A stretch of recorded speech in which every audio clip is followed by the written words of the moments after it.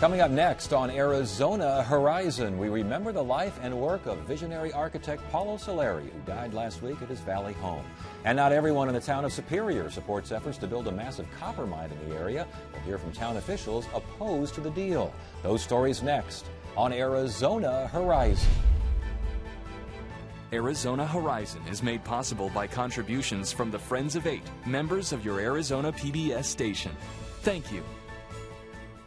Good evening and welcome to Arizona Horizon. I'm Ted Simons. Famed architect Paulo Soleri died last week at the age of 93. Soleri was perhaps best known for Arcosanti, an experimental community north of Phoenix that was designed to house a small city on a small parcel of land. Tonight we discuss the life and legacy of Paulo Soleri. Joining us is local architect Vern Swabak, and also with us is a husband and wife team that worked directly with Soleri. We welcome Roger Tomalty and Mary Hoadley. Thank you all for joining us tonight on Arizona Horizon. Good to have you here. Vern, let's start with you. Who was Paulo Soleri? Well, he was a one-of-a-kind individual who charted a course that influenced much of the world, far more so in other countries than our own.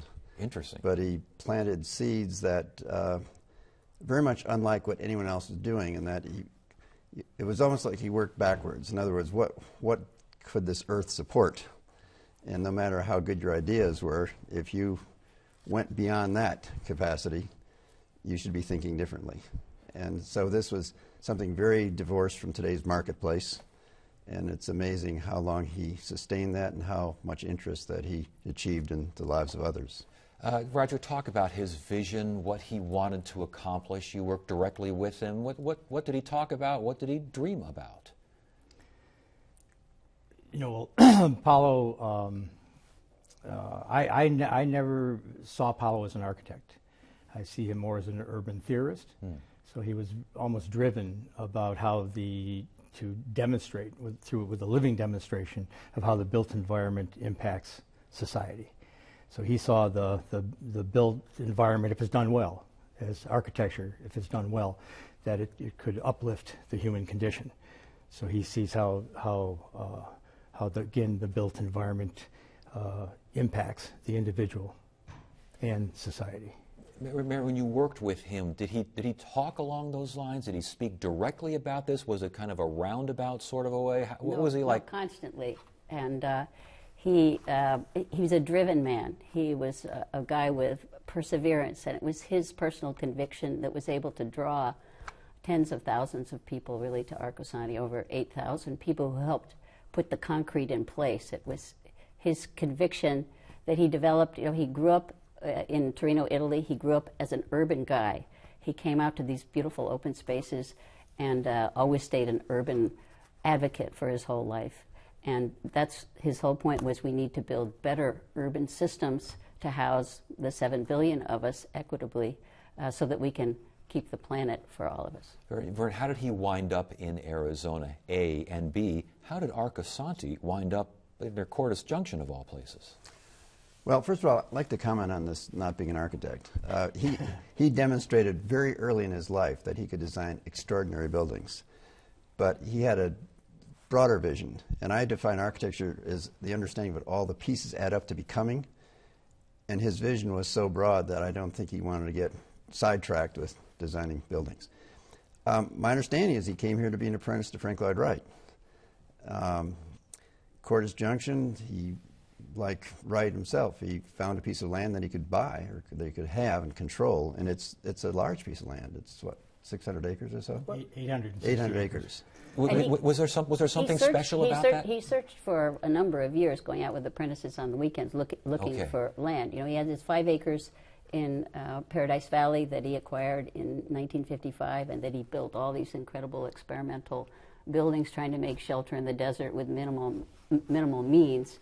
But then time came to expand. It was during those years of building Cosanti he developed his urban theory of arcology, architecture, and ecology working together, and he knew he needed to do to build a larger facility to accommodate the students that were coming, and then also to actually try to physically test and demonstrate the concept he was developing, that urban systems should be bounded density, come together, compact, dense, and save the open space for all of us.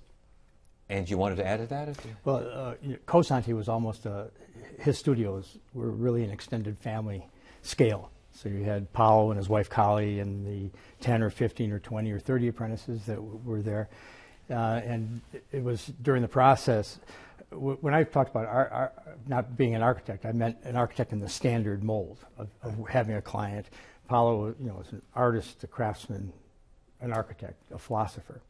But during his journey building Cosanti, our studios in Scottsdale, that's when he really started to formulate this idea of arcology, architecture with ecology. It needed, what he was hoping to do was to demonstrate on a very, very small scale, a humble scale, a prototype of the logistics of an urban system. And of course, you can't do that with an extended family group of 15 or 20. You need, 100, 200, 1,000, 5,000. And I was going to ask that. Did he see Arcosanti as a perpetual work in progress? I mean, did it change over time? Talk to us about, because people go up there and some folks expect X, they see Y, and others folks expect Y and they see X. I mean, well, it did constantly change over time, but I personally see it as a perpetual project. In other words, I think it's extremely valuable if it just keeps being under construction forever. It's a teaching place. I see that almost as being more profound than if you could get a whole lot of money and just finish it up and try to occupy it. I mean, I hope it gets a whole lot of money to support what its work is, but it's a living. At his 90th birthday, people were always lamenting, it's only 2% complete or it's only 3% complete. And I said, does somebody worry that the child is only 2% complete, I mean, it's complete in day one, especially in the clarity of his idea. Was he ever frustrated personally that it wasn't advancing any faster than it was? Well, he was a realist. And I think he understood that what he was proposing kind of goes against the status quo, the way architecture is taught today in the standard architecture schools. So I think he was always frustrated that people didn't fully recognize the importance of how the city does impact everything, the environment, society. And working with him, what did frustrate him? What challenged him? We know that the vision and the optimism was there. Well, it had to be a couple of cloudy days up there as well. Well, he often said, if he knew it was going to be such a long and hard effort, he might never have started, and that's the testament to him, that he had that optimism to just secure a piece of land, 860 acres, and he paid for that land in 3 years. He wasn't going to have a mortgage hanging over his head. And at that time, he had a huge exhibit at the Corcoran Museum in Washington, D.C., that it attracted the attention of the world. And that exhibit went to the Whitney in New York. It went to Canada, to Chicago, to Florida, to Berkeley. It traveled around. Paolo traveled around because he was trying to get together $300,000 in 3 years to pay off the land. He was exposed to thousands of students, and they signed up to come to our 5- and 6-week programs, and that's how construction started. And that's what he learned from Frank Lloyd Wright, was how do you get people to come, pay to work, but to be inspired and to learn by doing. Learning by doing, being grounded, the hand, those are so critical to Paolo. It's like Vern said, I think it's the process of becoming. It's the teaching and learning that is the backbone of the Arcosanti project. So it wasn't really, to me, it's not important at all that you built the infrastructure for 5,000 people and let the experiment begin. That's irrelevant. It's this constant flow of young minds that are being touched and are experiencing something that's quite unusual. He really had to almost take for granted that people would not be flocking to his aid, because really he wasn't exactly trying to bridge out to local builders and whatever. I mean, he wasn't trying hard to fit in. He was basically blazing a trail that was rooted in a deep belief that was totally contrary to the market forces. And so you don't expect somebody to knock on your door saying, hey, I think this is just ducky. Yeah. And we are a nonprofit educational foundation for architectural research. Mm-hmm. And in this environment, all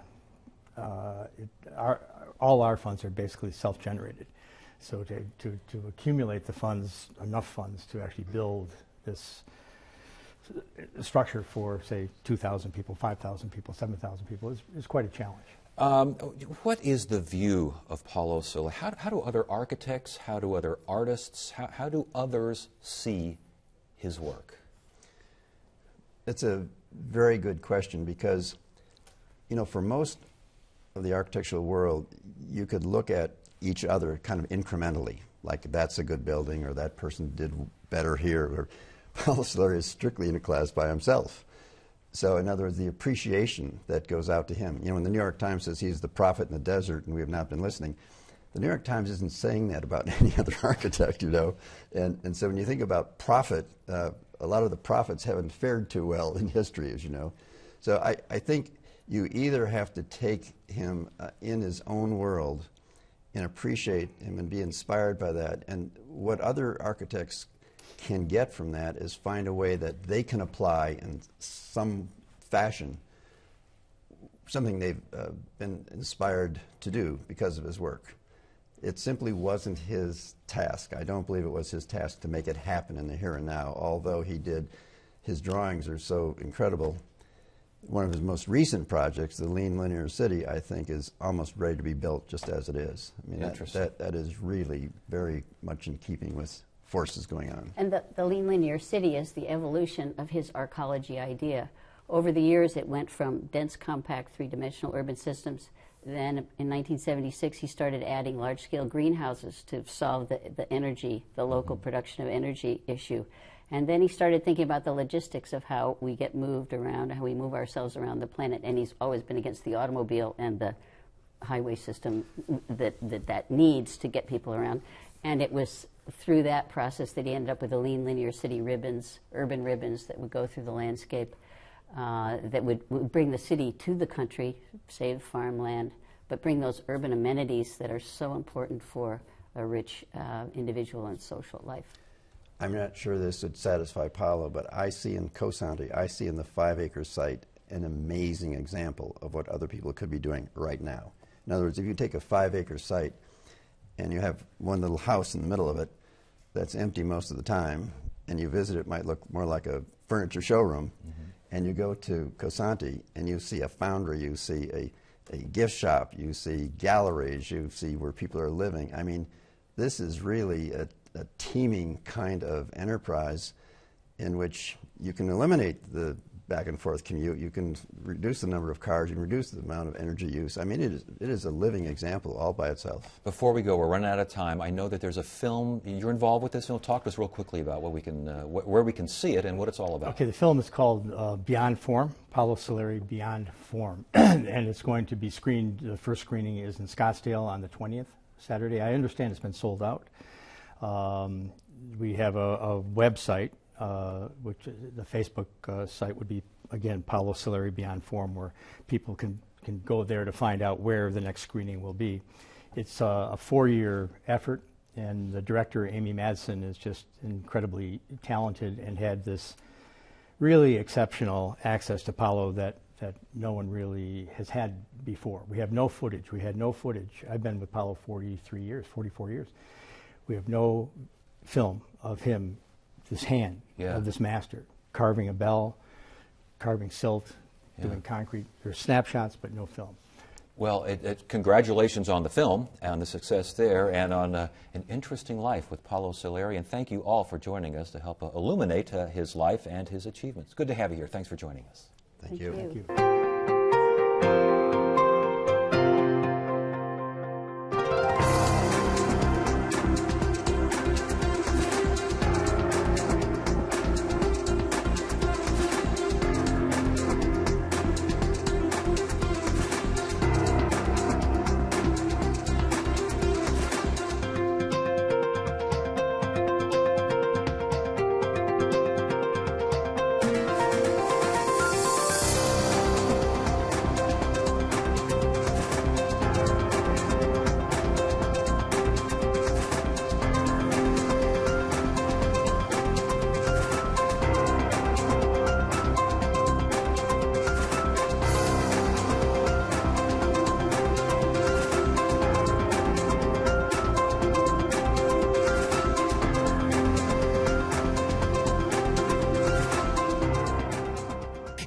inside scoop on what's happening at Arizona PBS. Become an 8 Insider.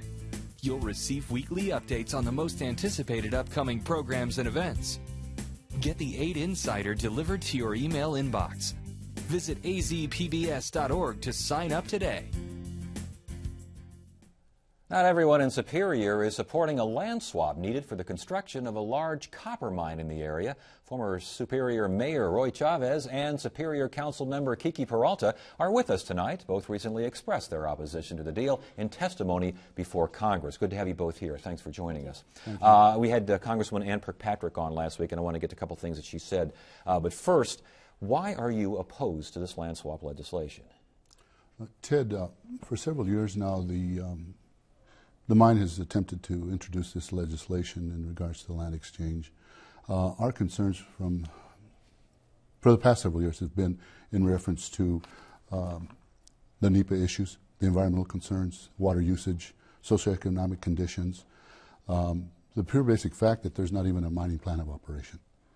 The environmental studies, are they not still going on? Well, I share with you that when I was mayor in 1998, the companies came to Superior and we had discussions about the project, the new project. And at that time, I was assuming that they would reopen the mine with the old method of mining, and I was not clear as to what the exchange was involving, and they explained to me that they would do a block cave process. With that, the exchange parcels also, I thought at the time, would include some property for Superior. We are landlocked. 4 or 5 square miles around Forest Service land. But the environmental issues at the time were discussed, but I discovered that the NEPA process should be in place prior to the exchange. Well, correct me if I'm wrong, but this bill can't really go on without full environmental studies. I mean, the thing can't happen without these studies. That is my understanding. But according to the bill, they've got up to, I believe, 3 years to do them. Yes. And we want them to be done prior because we want to know what kind of negative impact it's going to take on our environment, on our town, on our water, and on the general area itself. We had Congresswoman Kirkpatrick, as I mentioned, on last week, and I want you to listen to what she had to say regarding that this is, as she sees it, a great opportunity for Arizona and for your region. Here's what she had to say. We believe that the indirect and direct jobs that it will create is 3,700, and the financial impact to the state of Arizona is in the billions of dollars. It is one of the richest copper ore bodies in North America, maybe in the world. So we've got a great opportunity, not just for the district, but all of Arizona. Is that an opportunity that Superior can afford to say no to? What I share with you, Ted, is that those are numbers provided by the company. I worked the company, the Magma mine, from 93 to 96 when we closed. The company closed in 1982 with 1,300 employees being laid off in one day. They reopened in 89 with approximately 400. There were some changes made in the underground operation, and that was obvious. Also, as mayor then, not only did I realize the lack of workforce that was employed at the company, we saw a decrease in our population. More and more of the workers that were hired chose not to live in Superior. The only taxable income we receive from this project is employment taxes. So when the proposal was suggested that they were going to operate this new mine, and it was going to be based on robotics and technologies and research and development for new operations, I started thinking that this could mean even less employees in regards to the actual production process. I also questioned the definition of direct and indirect jobs. Well, are you questioning these same? Because even if those numbers are off, and we'll say they're off, any percentage point you want to put in there, there's still jobs, they're still happening in Arizona, and there still could be some impact to Superior. Valid? Valid, yes. There will be a few jobs for Superior. Worth it? In my opinion? Yes. Not at the cost of our environment. Is the environment the major sticking point for you? Well, the major sticking point is the fact that they don't want to do the NEPA studies prior to this land swap. We want to know what's going to happen before. You know, we don't want projections. or what they think is going to happen. We'd like to see the studies done prior so that we know. Is that a similar concern for you? Very much so. There's also other issues in regards to the NEPA process that need to be addressed, and socioeconomic, environmental, and socioeconomic is a big point here. I mean, let's not forget that Rio Tinto is owned by 9% by Chinaco, and that's an issue that I have right now. The commodity is open to the free world market. Whoever can buy it will take it. I also believe that there's some really serious issues regarding the Native American sacred rights and religious freedoms. We asked Congresswoman Kirkpatrick about that as well, and here's what she said about sacred tribal areas. There are sacred tribal areas for the San Carlos Apache, and I understand that, having grown up on tribal land myself, that is part of their spirituality and their culture, and very respectful of that. On the other hand, this is the Copper Corridor. I have to represent all my constituents, and the folks in that area are miners. They have been for generations and generations, and they want this to happen. Let's talk about this, the fact that miners and folks in your town, in your area, want this to happen. I believe that is true. That's a true statement. We are in the Copper Corridor, in the Copper Basin. However, this is a new mine. This is a new operation. I do not believe that the general public in the community and in the region actually realize the impact that this operation is taking on. Without a mining plan of operation, Ted, I mean, we've asked simple questions. How's the ore going to be extracted? Where is the ore going to be processed, crushed, milled? Right now, there's an issue going on in regards to the waste disposal of the product, the byproduct. Rio Tinto's negotiated with the State Land Department in regards to some acquisition of 12 square miles of land at the base of Dromedary Pass at Gonzales Pass, Highway 60, and Florence Junction. 12 square miles is 3-4 times the size of our community. And we're talking about a tailing site that right now is still undefined. With all that in mind, we hear from the other side, and we will hear from the other side in a couple of days here, but they're basically saying that you're simply opposed to mining there. Respond, please. Not true. We're not opposed to mining. It's a mining community, and basically, you know, my dad was a miner, my husband was a miner. I worked for Magma Copper Company. I was the first female laborer to be hired in 1975. I'm not against mining. I am against them circumventing the law to get this land swap. There's a process that needs to be followed, and they're not doing it. If the process is as it is, but the mine still can't be built without those NEPA studies and environmental studies, call them what you will, is it still the same in the wash? Still the same thing? What do you mean? Well, if the fact is the mine is not going to get built without the proper studies, regardless of when those studies are done, is that not an environmental concern that has been answered? Yes. You think it would be answered then? Well, if they do it prior. Okay. If they do it prior to the land swap. That's the catch-22 here, Ted. Under the NEPA process, the government, our elected officials are supposed to take a look at those documents and those studies and make a solid determination if the land, public land, is being used in the best public interest. Now, obviously, the economic concerns that we have in our region across the United States lend themselves to this project. But conveyance of the land and privatizing this public land prior to the NEPA studies makes the NEPA studies potentially moot.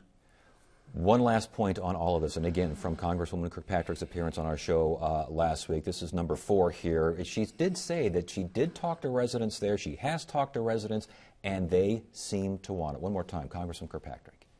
They've been miners for generations. They want the jobs. And the way I look at it, what I'm striving for, Ted, is a diversified, stable economy in Arizona. And that means mining's part of that. We have ranching, farming.